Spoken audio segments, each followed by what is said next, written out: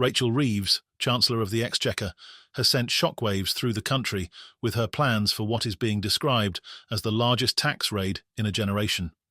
With the upcoming autumn budget fast approaching, tensions are rising both within the government and across the nation as details begin to emerge about the potential tax hikes and cuts that could reshape the British economy for years to come. The Chancellor's determination to plug a £40 billion funding gap is pushing her to consider some of the most radical reforms in recent memory, reforms that are sparking fierce opposition and growing concern from all corners of the country. But before we dive into the details of this unfolding crisis, make sure to hit the like button and subscribe to stay updated on all the latest developments as the UK's economic future hangs in the balance. At the heart of Reeves's plans is a proposed increase in capital gains tax, CGT, a move that could leave investors facing a horrible tax bill and potentially see their tax rate double.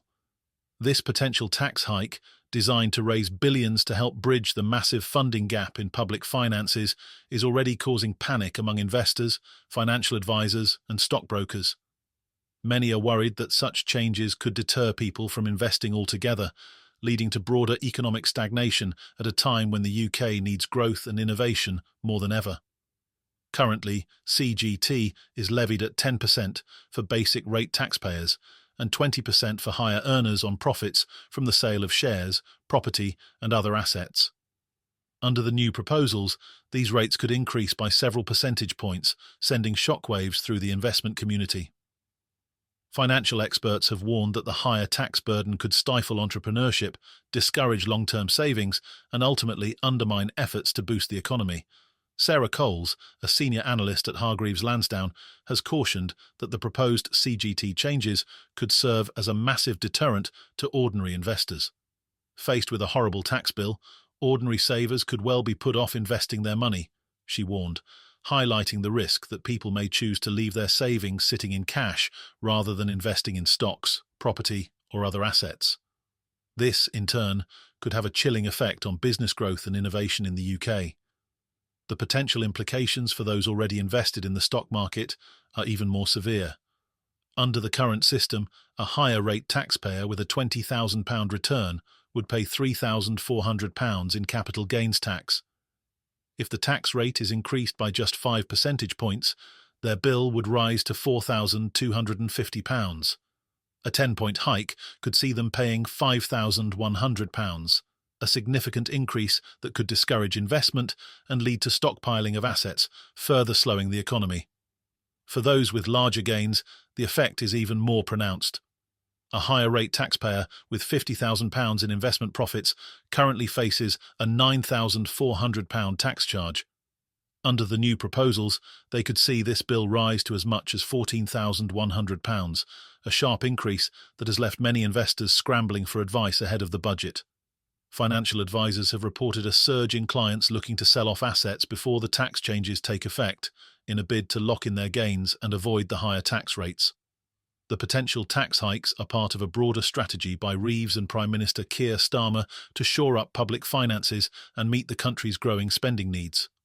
Labour has been grappling with a £40 billion fiscal black hole, which they say is the result of years of economic mismanagement by the previous Conservative government.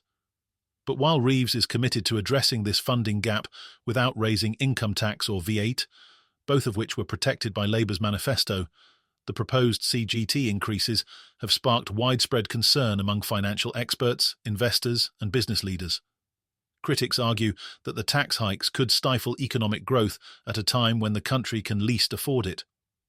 Alistair Black of Aberdeen warned that higher CGT rates could lead to stockpiling of assets, as investors hold on to their gains rather than selling and reinvesting. If these changes go through, people will be less likely to invest, and that could have long-term consequences for the UK economy, he said.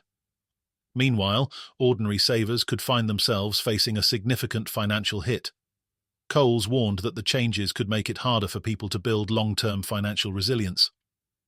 Taking money out of a pension now might deprive it of future investment growth and leave it subject to a whole host of taxes like inheritance, capital gains, and dividend tax, she explained. The outcry over the proposed tax hikes comes amid growing tensions within Labour's own cabinet.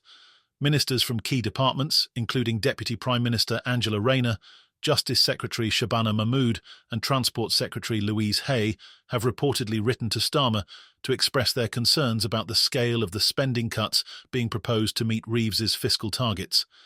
In an unusual move, these ministers have bypassed the Chancellor entirely, appealing directly to the Prime Minister to reconsider the proposed cuts.